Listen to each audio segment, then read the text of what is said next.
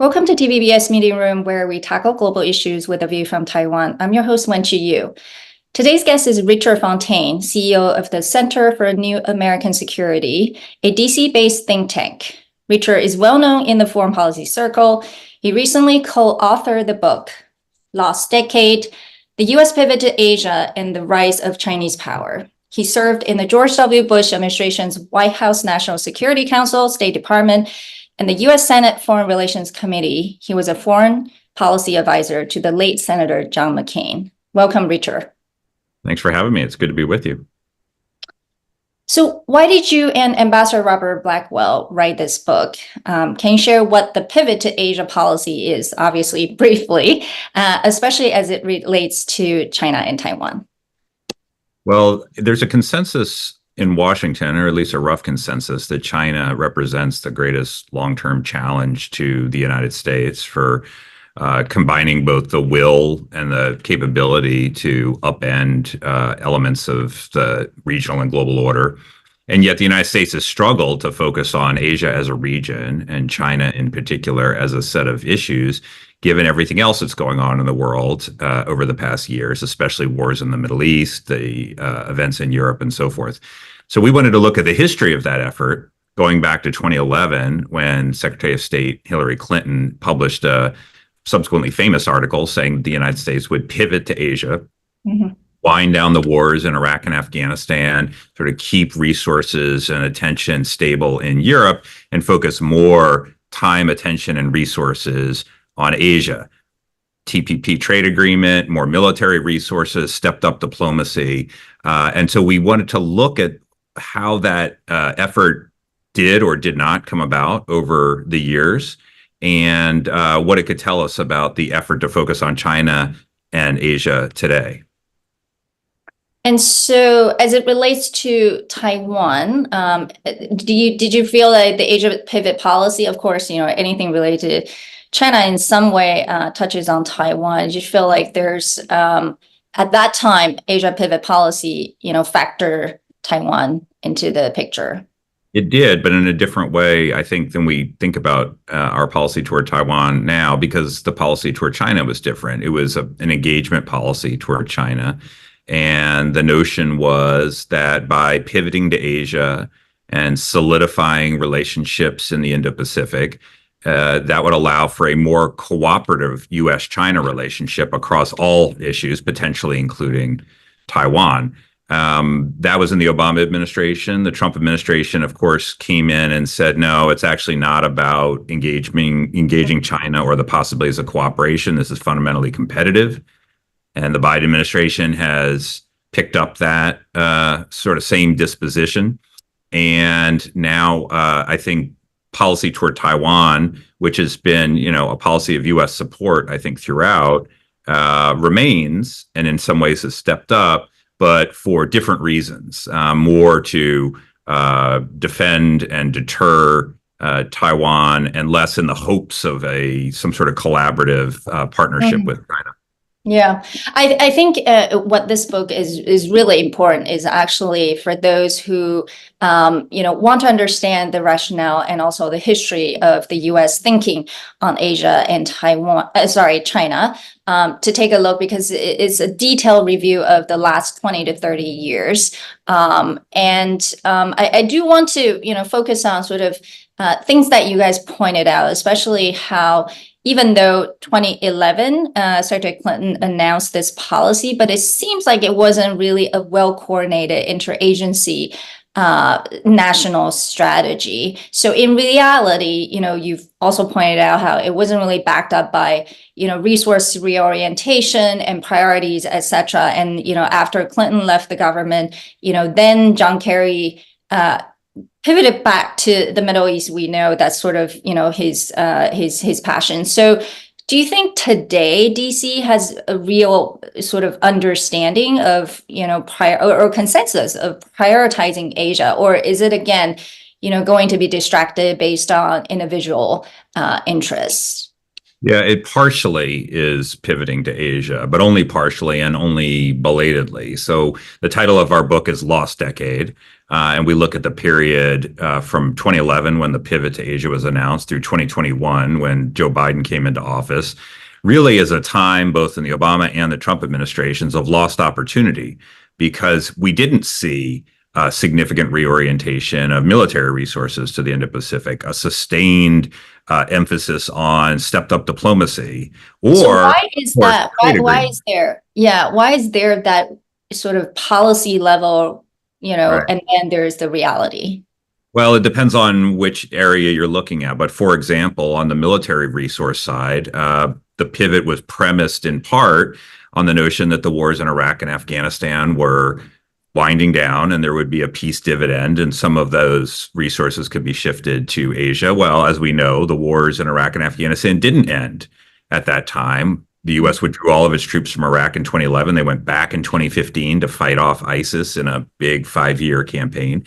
Afghanistan went on for another decade. And at the same time, you had the Budget Control Act, the sequestration that put a huge reduction, $500 billion in defense spending. So you had a smaller pie of defense resources and not as much as they thought would be allocated to Asia after all. Or on the economic side, the Trans-Pacific Partnership trade agreement was the centerpiece of the economic pivot. And that was negotiated and kind of good to go. But then in 2016, it got caught up in presidential politics and it wasn't able to get through the Congress. And so there went our trade policy. And so you can sort of look at different reasons for this. Strikingly, none of the reasons have to do with people saying, well, the pivot's a terrible idea. We shouldn't focus on Asia. Everyone seems to now understand that Asia is a priority region. But of course, the U.S. remains a global power with its own domestic politics and its interests and commitments in other regions. So it's how you balance those things that's been the really difficult aspect of this. Yeah, you mentioned domestic politics, right? And you mentioned how whether it is, the budget or, just sort of, being focused in terms of resources in the government is just all competing different agendas. So let's talk about domestic politics first. How much is that playing a role in sort of why the Asia pivot policy fell short? Do you feel like there's a partisan difference or it's not really partisan difference? It's just, the election cycles and, democracy and, trying to compete in elections and therefore kind of it's hard for foreign policy to be very consistent and sustained for a long time. Well, the domestic politics around particular issues ended up getting in the way of a pivot to Asia. Not because people were opposed to the pivot, but for example, the domestic politics between Republicans and Democrats, they got together and said, well, we have to work out some deal on overall government spending.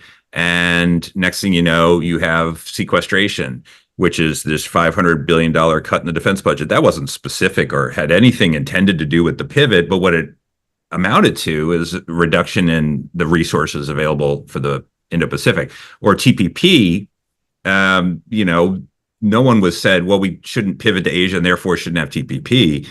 But by 2016, it got caught up in presidential politics and suddenly trade policy in general was very unpopular.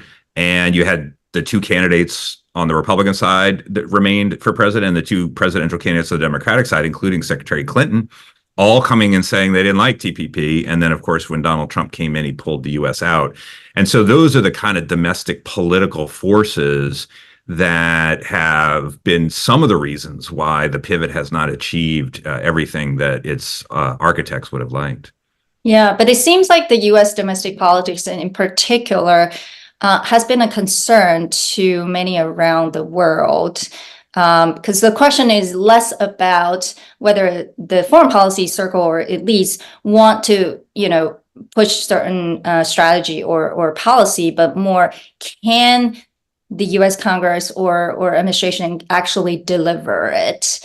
Would you say that's the right description of what's going on in D.C.? Yes. I mean, I travel internationally a lot, and the two big questions that I often get are, First, the first series is, will Donald Trump be reelected? And if so, what will he do? And then two, irrespective of whether Trump is reelected or not, does the United States have enough political unity to pull together and be able to solve big national challenges? And on the first one, pretty hard to say. My crystal ball on who's going to win the election is not any better than anybody else's. But on the second one, I think there are grounds for optimism if you look at the overall response to the China challenge. Certainly, the U.S. Has not done some of the hard political things that it would need to do on defense spending, on trade, on strategic immigration, things like that. But it has done some things that previously were unthinkable on semiconductors, on a development finance corporation and things like that. And so it's moving in the direction of being able to do these things. But for sure, our domestic political situation is not at its finest moment right now. Yeah, and I think in your book, it specifically used the example that Taiwan's former president Tsai Ing-wen said, Taiwan is forced to boost the island's self-defense after the chaotic drawdown of U.S. troops from Afghanistan. So how can this trust be rebuilt, not just with Taiwan, but around the world? Well, one, I think it's not a bad thing if our partners and allies boost their own defense capabilities. So I think some of the steps that Taiwan has started to take, whether it's extending the length of conscription or the acquisition of the kinds of weapon systems that would be better suited for the defense of Taiwan and so forth, those are all positive steps. And we also are seeing with our other, with our allies in Asia, Japan, for example, doubling defense spending over 5 years, and Australia growing more capable and so forth. So it's not bad for our partners and allies to be more able to defend themselves. But of course, as you say, there's a certain skepticism about American reliability, and I think that's especially true of Taiwan because we don't have a formal treaty alliance with Taiwan. And so you have President Biden, who 4 times publicly has said that if Taiwan is attacked, he would defend Taiwan against China. If President Trump comes in, who knows what he would say about that. So some of that is going to have to be a matter of performance when a particular presidential administration, what do they actually do? And that I think we're just going to have to see. But that's where the trust will ultimately come from. Yeah, I think the trust also comes from sort of the changing dynamics in Washington, D.C. And I think for any long time, I would say, policy observer, it's really hard to question whether not to question, I should say, DC's policy towards China has not changed, and with regards to Taiwan as well. And the FT recently just reported that Xi Jinping told European Commission President Ursula von der Leyen that Washington was trying to goad Beijing into attacking Taiwan. Do you think DC has been pushing the line on Taiwan issues, or this is largely sort of Beijing's provocation? Well, certainly the United States is not trying to goad anyone into attacking Taiwan. I mean, Xi Jinping may believe that, but why do you think he would perceive the U.S. that way? Well, I think if you look at what the Chinese have objected to, it's a lot, but some of it is what they see as symbolic moves to strengthen what they would say are the, independence mindedness of Taiwanese, right? So, for example, Nancy Pelosi's visit to Taipei for the first time in 25 years that a Speaker of the House visited Taiwan, or some of the other kind of political moves and things like that. And so would you say that DC has been pushing the line a little bit, maybe, breaking some of the past precedents? Well, I mean, there was a precedent for Nancy Pelosi's visit, but it was a 25-year-old precedent. Right. And her successor visited with President Tsai in the United States rather than repeat that exercise, having seen what the Chinese response would be. So I think the Chinese see those kinds of things as whether or not they're truly unprecedented, but they see those as provocative, whether or not we see them as legitimate and wise or not. So I think, I think that's probably how the Chinese see this, but they also have, a fundamental belief, or Xi Jinping seems to have a fundamental belief that the great, rejuvenation of the Chinese nation requires reunification with Taiwan. And most people in Taiwan do not seem to want that. And so there's sort of a fundamental impasse there. Well, I think, this issue is going to continue to be, unfortunately, a thorn, probably, and the number one red line, to quote China, between U.S. and China. So with the possibility of a second Trump administration, how should this Asia pivot policy materialize in terms of military as well as economic and trade? Well, I think on the military side, we need a significant increase in the defense budget, period. So we're at a moment in time when there's obviously significant instability in the world and a significant demand on U.S. military resources, a war in Europe, a war in the Middle East, and we're still trying to pivot to Asia. What would be considered significant? Like, what would be an ideal percentage increase from your point of view? Well, we're right now, in terms of a percentage of GDP, we're about 3% of GDP, which is about the same as we were in 1999 at the height of the peace dividend after the end of the Cold War. So moving in the direction of 4%. I mean, these numbers get very round, so it depends on what you buy and where you put it and all that.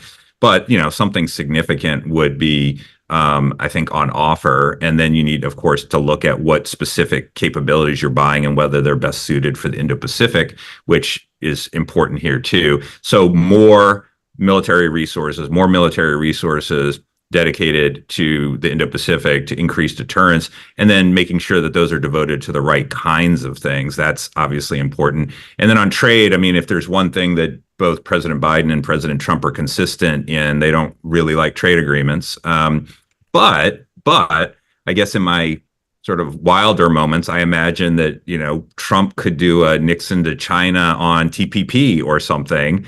After all, he sold USDA to the Congress with some cosmetic changes over NAFTA. And, to see both the economic and the strategic value of re-engaging in a pan-Asian trade agreement. And by the way, there should be a U.S.-Taiwan free trade agreement. And there's a lot of other things that should be possible besides digital trade agreements and so forth. Yeah. I mean, I think everyone talks about, refocusing U.S. efforts in Asia, but with, two major conflicts still ongoing in the world, and obviously the U.S. commitment to Ukraine, seems like, this administration is not going to decrease its commitment. What should be the right approach? Because you're not really advocating for withdrawing any support for Ukraine, right? But how can it be done to really balance the right amount of commitment and resource orientation to Asia? Yeah, so some people will say, well, the way to pivot to Asia is to more or less abandon U.S. engagement in Europe and let the Europeans sort of step up and figure things out for themselves, or maybe the same thing in the Middle East. And I think that those would be misguided for a variety of reasons. One, I mean, the United States remains a global power, not a regional one, and we have interests and commitments in Europe and the Middle East that aren't going away just because China is a challenge, because the Indo-Pacific is important. It's about how you balance those things.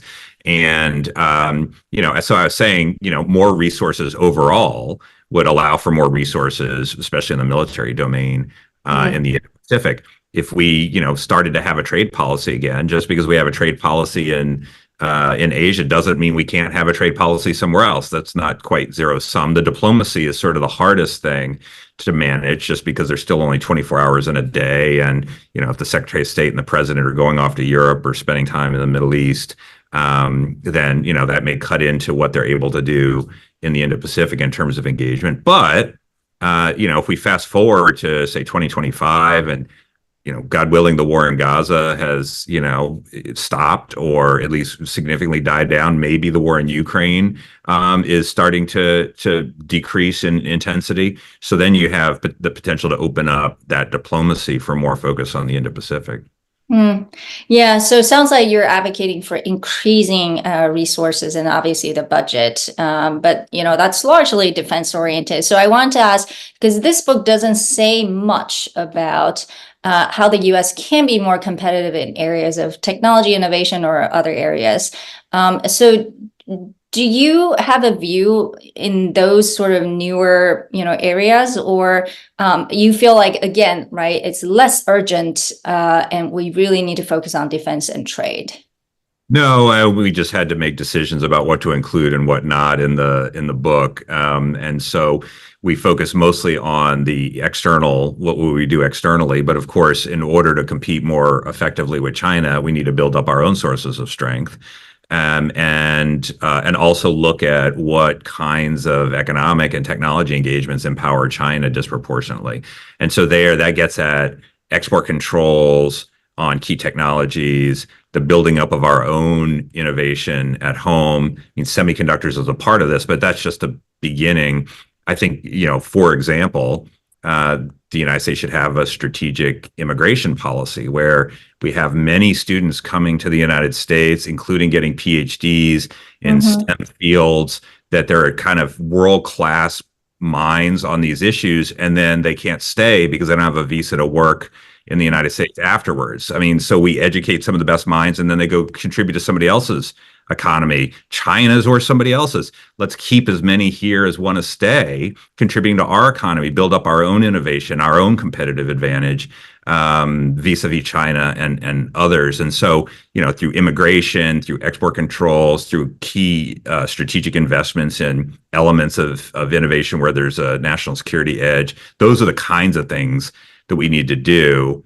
We're doing some of that when it comes to the spending money on semiconductors and things like that. We're not doing that when it comes to things like immigration.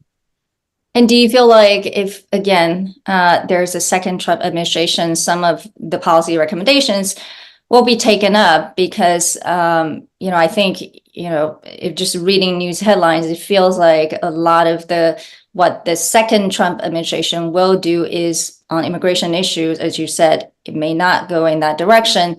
Or even, engagement with the world or trade issues. So what should we do? Yeah, on immigration, it's hard. I hope that immigration policy of the sort that I just described will no longer be conflated with the issue of illegal immigration across the southern border. I mean, these are just very different things, and you can deal with one, and you could try to reduce one and increase those who are coming and staying in the United States who, contribute to a high-tech economy, for example. Politically, that seems difficult for our leaders to sort of, be able to talk about, but they should be able to do that. And I think in a second Trump administration, they could. Trade, I think, is the big question mark under Biden or Trump, whether either one of them in their second term will feel freer to pursue some sort of trade policy in the Indo-Pacific. I hope so, but I can't tell you for sure that will happen. I would say overall, in the area that we're talking about in China policy and Indo-Pacific policy writ large, I think you're likely to see more continuity from Biden to Trump than almost in any other area. I mean, if you look at the Biden administration's approach to China and to Asia, it's much closer to the Trump administration's approach than it is to the Obama administration's approach. Right. And that's because there's some consensus that is sort of congealed here that doesn't actually obtain when it comes to Europe or Russia, for example, or, even Israel and some things. Yeah, that's interesting. I think that could probably come for certain, many countries who have questions whether there's going to be some major changes in the U.S. in terms of foreign policy, if there's going to be more consistency. But, thank you for joining us today, Richard. Well, Lost Decade, I think it's a very important book for anyone who's trying to understand U.S. relationship with Asia in the last 3 decades. And hopefully it will be available in Taiwan soon. So thank you and take care.